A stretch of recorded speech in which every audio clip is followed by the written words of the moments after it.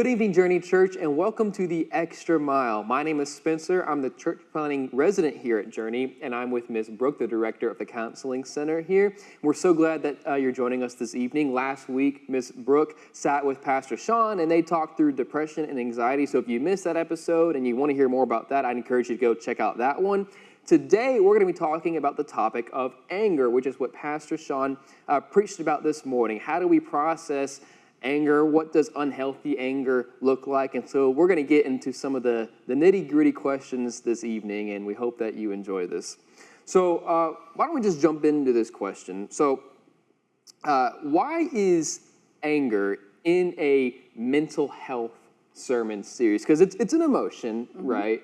But why are we talking about this in a mental health series? Yeah, that's such a great question, because anger in itself is not a mental health disorder, right? Like it's just an emotion. So it's something that we all have regardless. So not everybody necessarily will suffer from clinical anxiety or depression like we talked about last week, but everybody is going to have anger in their lives in some form.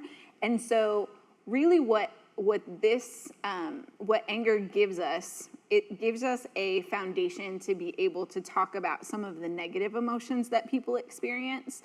And anger is just a really great example of it, because it's something that people struggle with, but we don't really talk about. Like, we don't talk about openly because there's a lot of shame that comes with talking about anger. And, you know, we heard Sean tell his story today. I shared a little bit of mine. And those are not in conversations. Like, hey, Spencer, like, I just raged today, right? Like we don't have those conversations openly. And so this gives us a place where we can talk about some of the negative emotions that we experience that maybe we feel like we need to hide from other people, because culturally that's not normal, right? Like it's not normal to just go up to somebody and talk about how angry we're feeling. Right. Well, I think, and all these topics are a little taboo.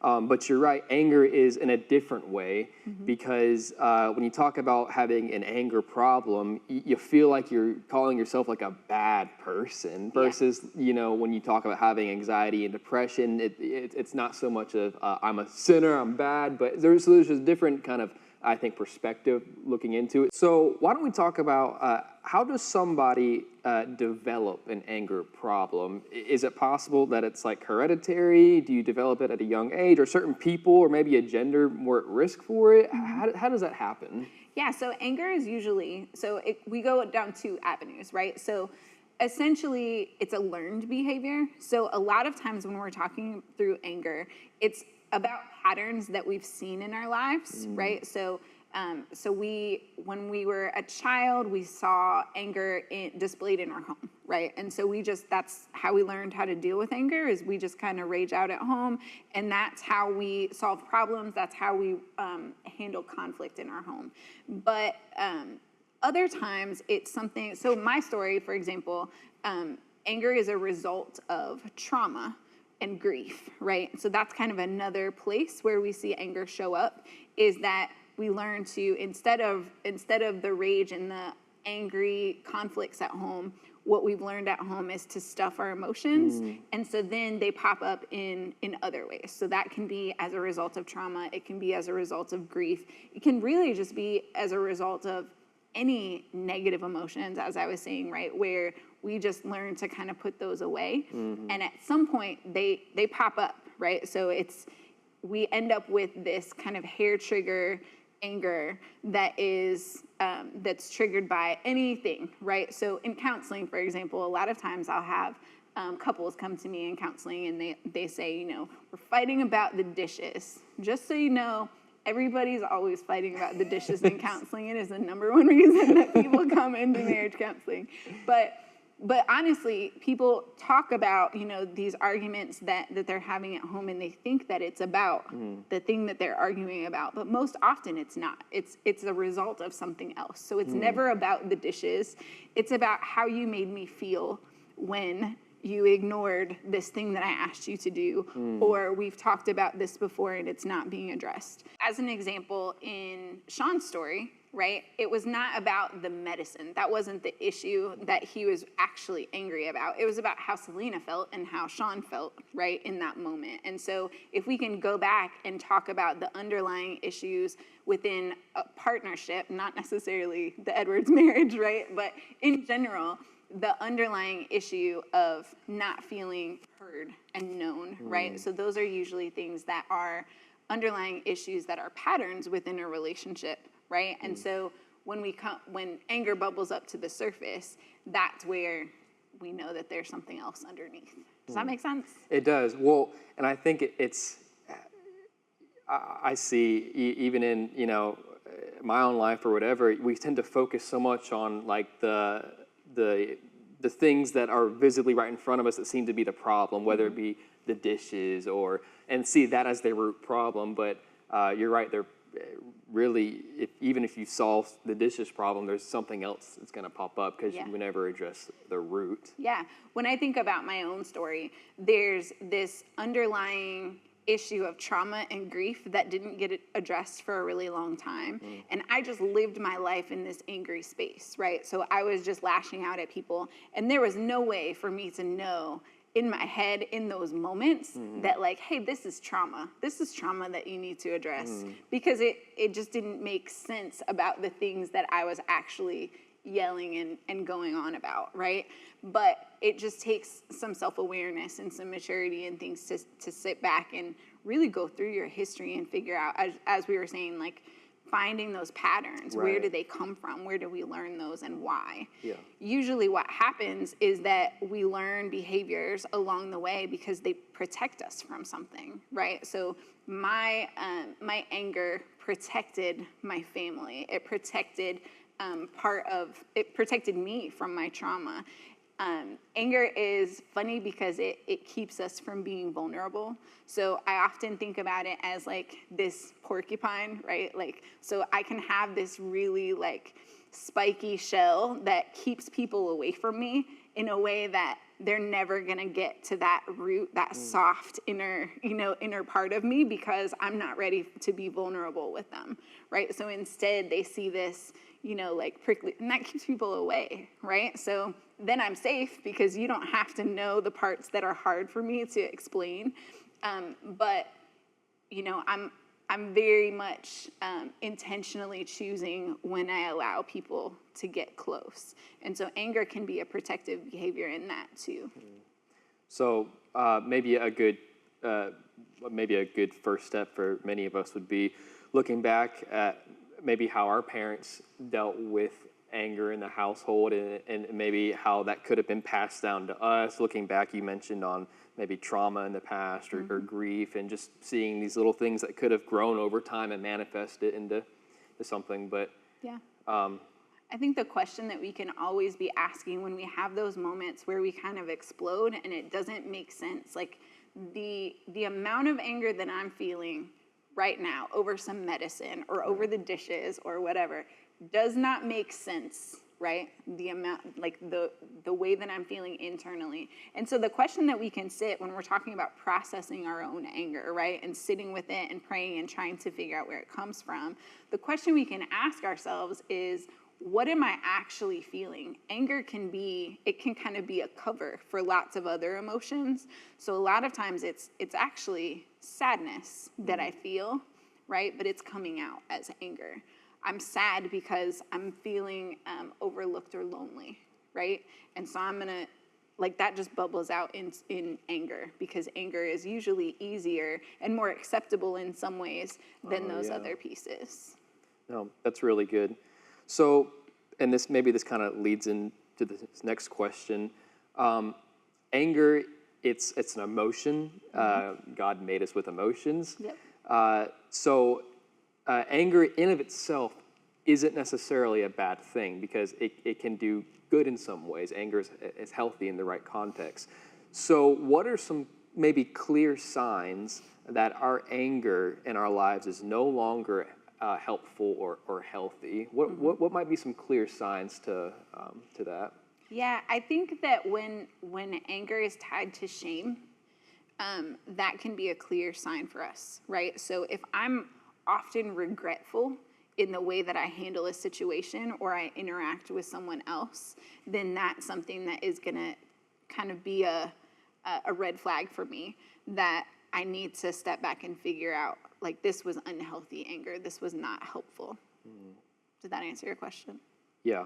No, that's good. So when the anger's coming from a place and it causes you to feel shameful or might be a good sign. Yeah, when I find myself apologizing to people often about the way that I interact or the something that I've done that didn't necessarily need to be handled in that way, and it's tied to anger.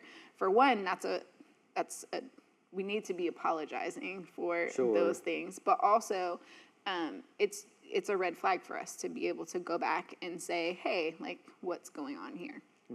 What about for maybe some people watching, maybe they themselves see they don't necessarily have an anger problem, but maybe they feel like someone close to them maybe may have an anger problem. What are some signs that they could look for people around, maybe close family members around them? Yeah, or accountability partners or things like that. Accountability partners. I think that there's such a great question because anger is touchy because if, for example, if I'm in a home that is unsafe, right, because of anger or violence, then that's not, obviously, I'm not going to say, hey, abuser, right, like you're out of line here. Right.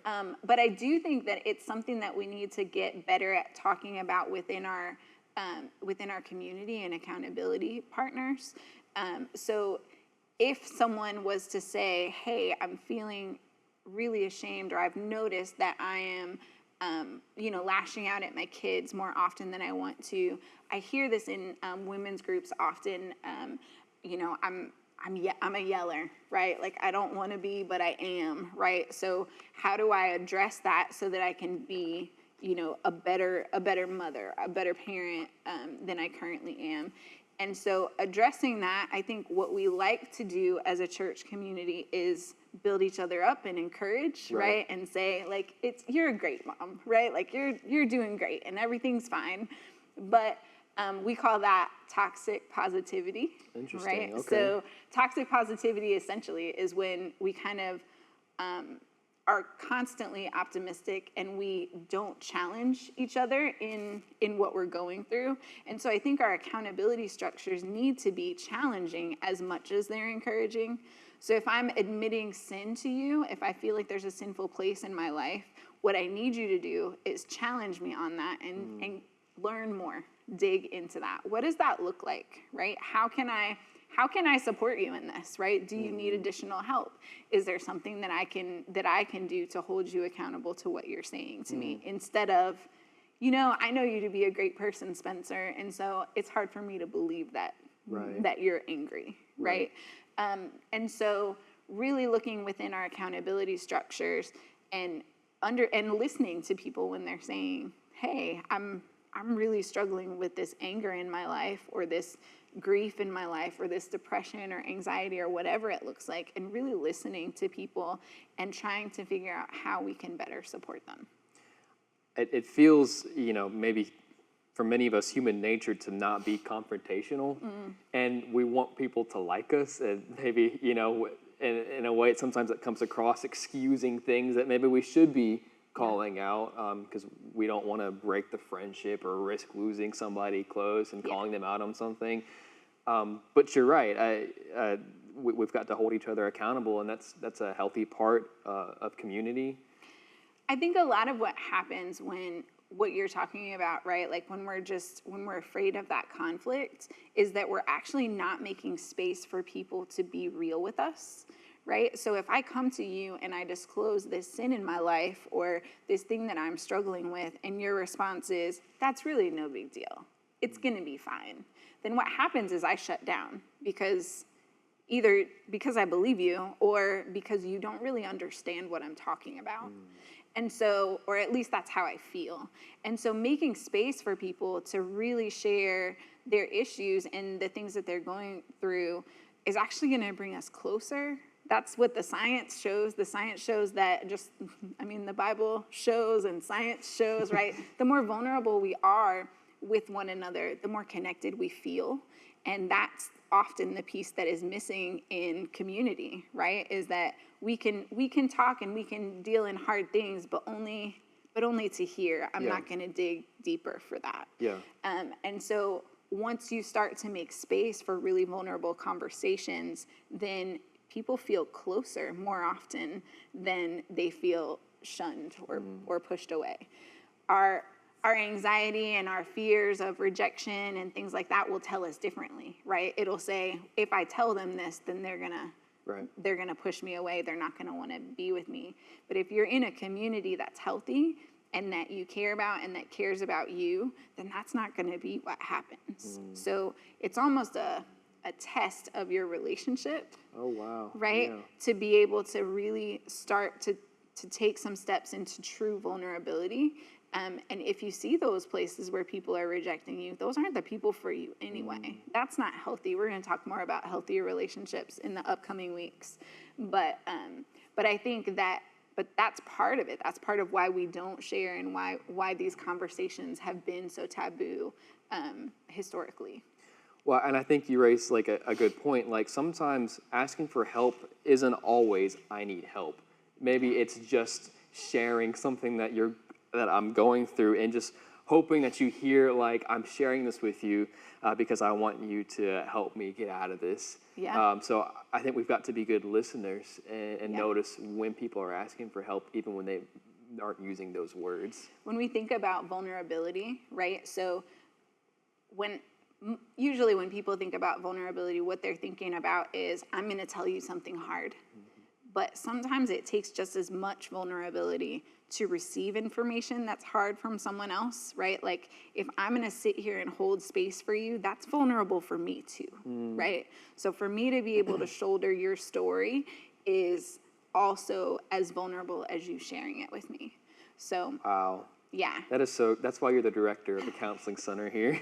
That is so good. It takes vulnerability in both parts. Because a lot of times when we're not accepting or not, when we kind of, again, back to toxic positivity, right? When the things that we're saying to people are, it's going to be fine. Jesus is with us. Like everything is great. He's already got the victory, right? Like those things are true, but also not always helpful. And sometimes what I'm actually saying is, please don't make me uncomfortable. Right? It's more protecting myself from your story than it is being vulnerable with you and giving you that space to process and actually grow and challenge each other. So what about for someone who recognizes that they do have an anger problem?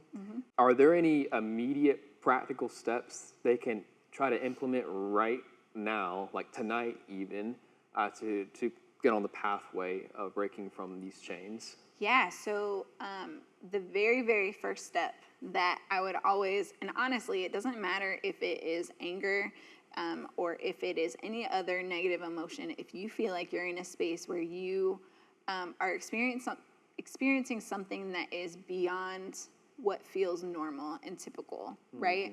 Then your first step is community. Your first step is calling someone. I don't know who that person is, right? If you can't identify who that person is, it's going to be a counselor, right? So a counselor is somebody that is going to hold your confidence and help you build that community around you.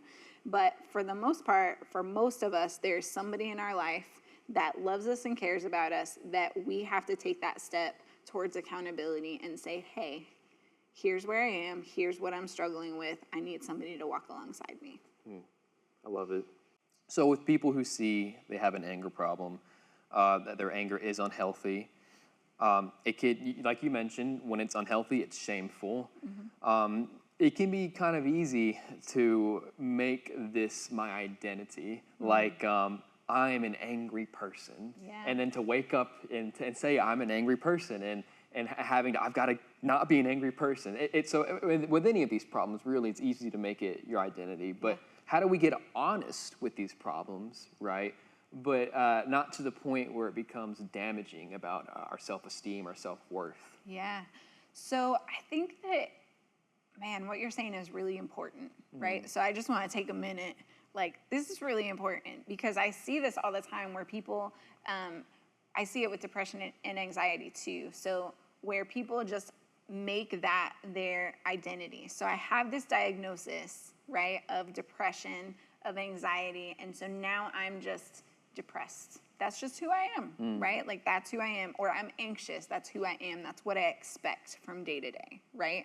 Anger. I'm just an angry person. Of course I'm going to blow up on all of these things. That's what I've always done.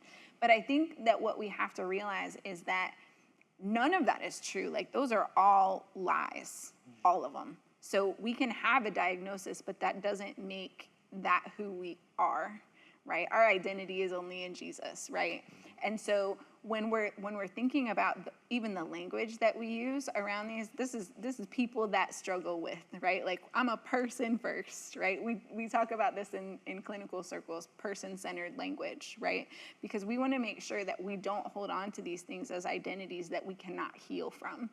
So it's really, really important for us to understand that this is just a characteristic. It's just something that I'm struggling with. It's just something that is in this whole mess of things that I can describe humanity as, right? And with anger, I think what it ends up doing is it ends up excusing us from taking action. And so when I identify myself as an angry person, I'm just saying, take it or leave it. It's right? just me. That's just who I am. That's what I know, Yeah. right? I'm thinking about personality tests, right? Like, people often will start to identify themselves with whatever personality test that they're Right. taking. Enneagram is a really great one, right? Like, so I'm a 6. So I Okay. can go around and say, like, I'm a 6. It's just who I am, right? Like, it means I'm anxious sometimes, right? But Not my fault. But what happens is I can use that 6 to not grow, right? To just stay stuck exactly where I am. And so we can do that with personality tests. We can do that with mental health diagnoses, and we can do that with emotions. And so making sure that we understand where our identity actually comes from, right? That's the core here. Mm-hmm. And then understanding that Jesus doesn't, if my identity is Jesus, then I can't be just angry. Like, I can't hold both of those two things in the same hand. Like, that doesn't work. That doesn't even make sense. So understanding that this is just a piece of the puzzle, and what our job then is to move towards action and to start to work on healing from that, instead of holding on to that as like, this is my protective coat. I'm just angry. It just is what it is, right? So instead of doing that, making sure that we're taking the action to heal. So for those of us who maybe, have these blowout angry moments over the smallest things, and we feel shameful, and maybe it's a daily occurrence, maybe happens multiple times a day. I mean, that's draining, and it's not the way that any of us want to live life. Mm-hmm. Is there hope? Yeah, it doesn't have to be that way, right? So we're fighting for joy this year at Journey Church, right? Like, this is what we're talking about. This is part of the fight. It is about making sure that we are fighting for the things that we know are, the fruit of the Spirit, right? Love, joy, peace, patience, all of them, right? So we want to make sure that we're fighting towards those things, which means that if there's something that doesn't fit within that, then there's work that I can do. There's always work I can do, right? Like, we don't ever stop learning. We don't ever stop growing. It's part of the process, but we've got to make sure that we don't stay stuck. So yes, there's always hope. You can start with counseling. You can start with community. You can start with yourself. You don't even have to, take these extra steps. You can read a book, or you can learn more, or you can do whatever you need to do. But if you stay stuck there and just say, I am who I am, this is it, I'm not doing anything different, then you're living in sin. Like, you're just sitting in it. And so making sure that we are addressing the areas that we have to address. Yeah, no, that's so good. Our spouses, our children, family, friends, parents, ourselves, Jesus, they expect the best of us, and they deserve the best of us. Mm-hmm. And if we have a problem with anger, then we got to take the initiative to take that first step and to be honest and bold about our problem and wanting to start the process of healing. And like Brooke mentioned, there are people here that want to help you. There are books available. There are communities available. And so we encourage you guys to take those next steps on the process of healing. Can I stop you right there? Yes. Because I think what you're saying is really important because it is a process of healing, right? So I wanna key in on those words for a minute because this is none of these things that we are talking about are things that we're gonna get immediate, healing from right now today, right? We're going to be working towards and growing towards that healing on an ongoing basis. Anger is something that I have struggled with since I was a teenager, right? But it still shows up in my life right now at whatever age that I am right now, right? It still shows up. And so understanding that I've got to continue to keep myself in check. I've got to continue to make sure that I'm in a healthy place, that I'm balancing and prioritizing, wellness in my life so that I can continue to do the work of Jesus, right? So understanding that it's not something that's going to come overnight, and that doesn't matter. It doesn't matter what topic we're talking about, right? Like when we're talking about anger, we're talking about patterns that we've learned over years and years and years, and those things don't go away. We still fall into those. Those are traps that we set for ourselves sometimes, right? But at the same time, understanding so that we don't get caught up when it doesn't work right away or when it doesn't look immediately better, that we give up, right? So talking about hope, making sure that we understand that these are ongoing pieces. So if we're setting up accountability today, then that's going to be accountability that we set up for a long time, that we just continue to work alongside someone. Healing. That doesn't mean that we're going to be in therapy forever. But what it does mean, let me clarify that too, as I heard myself say it. It doesn't mean that we necessarily have to be in therapy forever, right. But community is important for your whole life, right? So even if you're starting with a counselor today, it's Sunday. Even if you're starting with a counselor tomorrow, right? Then you're going to, one of the biggest things that they're going to set you up with is community. And so that community is going to be the thing that keeps you accountable forever, right? Not that therapist necessarily. Right. So let me make sure, because that is one of the things that people don't necessarily understand about counseling either. It doesn't have to be long-term ongoing care, but it's something that can give you the tools so that you can take those tools forward through the next season of your life. Yeah. Yeah. Sorry, I interrupted you, Spencer. No, you're good. This is all so good, and healing is a process, and I'm, so really just, I'm so happy and proud to be a part of a church where we have people like Miss Brooke and Pastor Sean who are just can be transparent and vulnerable about the realities of the human condition. Can I tell you something about being transparent and vulnerable? It's hard, right? Like I shared my story today over a video, and it is something that I have been thinking about ever since we recorded it. Like, oh my gosh, they're going to think all these things about me, right? I'm sure that Sean felt similarly in sharing his story today. So please understand that this is not like, I don't have some magical strength that just allows me to share whenever I want to. I don't. It's hard. Being vulnerable is hard, whether you're on the end where you're sharing or the end that you're receiving. Vulnerability is not easy. It takes courage and strength to do. And so that is something that also I want to make sure that people understand. Like, this is not something that comes easy to me, for sure. I sit in hard conversations and things like that all day. I don't often talk about myself in that way, right? So that's difficult. That's a skill that takes practice. Yeah. Well, I imagine vulnerability is easier when you're in a community and you guys are all doing it together. Can stir each other on. Brooke, thank you so much for meeting with me and just having this conversation about a real topic that's hard to talk about, but it's needed to be talked about. Again, we have resources on our website, books, podcasts. Get a friend, meet with a counselor. We have our journey group starting up very soon. We encourage you guys to get plugged into those. And we will see you next time.